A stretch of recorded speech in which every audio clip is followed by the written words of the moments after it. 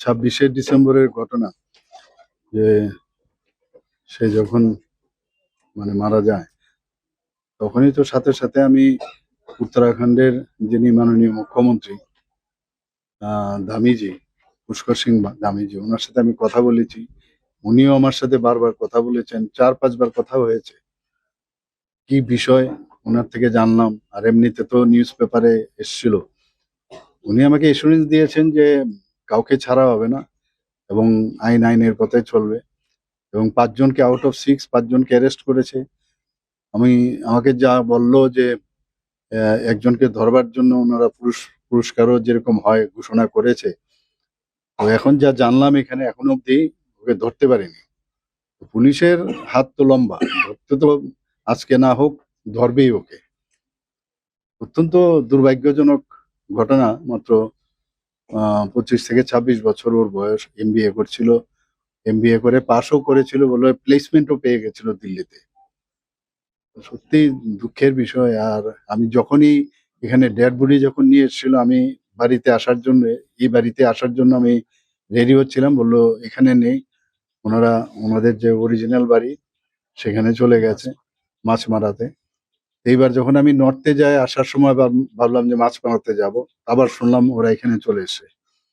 তো আমি আজকে এর জন্য এখানে আসলাম। ওনার প্রথমে ওনার যে ছোট ভাই আছে ওকেই ওই ওরা আঘাত করার চেষ্টা করেছিল, আর ওকে বাঁচাতে গিয়ে শেষ পর্যন্ত ওর জীবন গেল আর কি। তো আমাদের তরফ থেকে আর কি করবো, আর্থিকভাবে তো আমরা কিছু হেল্প করার চেষ্টা করলাম। ওখান থেকেও ওনারা আর্থিকভাবে উত্তরাখণ্ডের যিনি চিফ মিনিস্টার মহোদয় উনিও করেছেন। এগুলো তো চলবে, কিন্তু উনি বলছিলেন যে ওনার বাবা বিএসএফ এ চাকরি করেন, এখন মণিপুরে ওনার পোস্টিং। তো যদি এখানে আইজি হেডকোয়ার্টারে শালবাগানে আনানো যায়, তাই আমি বলছি চিঠি দিন আপনি, আমি এই বিষয়ে নিশ্চয়ই চেষ্টা করবো যাতে, কারণ ওরা এখন মেন্টালি একজন ছেলে কারোর বাড়ির যদি চলে যায় আর এত অল্প বয়সে, কি হতে পারে এটা তো আমরা সবাই ফিল করি। তো বললাম যে আমি চেষ্টা করব।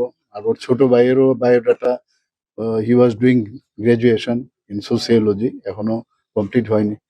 ওনারা বলছিলেন যদি ওর কিছু করা যায় তো ভালো। আর ওখানকার যে ইনভেস্টিগেশন গুলো চলছে প্রপারলি যেন হয়। আমি তো সেই ব্যাপারে বারবার মাননীয় সিএম এর সাথে আমার কথা হয়েছে কয়েকবার। উনি আমাকে কথা দিয়েছেন যে কোনো জায়গার মধ্যে খামতি হবে না, তবুও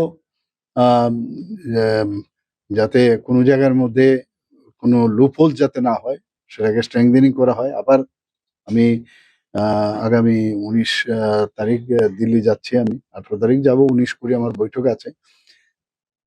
তো মাননীয় মুখ্যমন্ত্রীর সাথে দেখা হবে। ওনাকে আমি আরো পুরো ডিটেলস ওনাদের যা যা ওনারা বলেছেন সেই বিষয়গুলো ওনার গোচরে আনবো।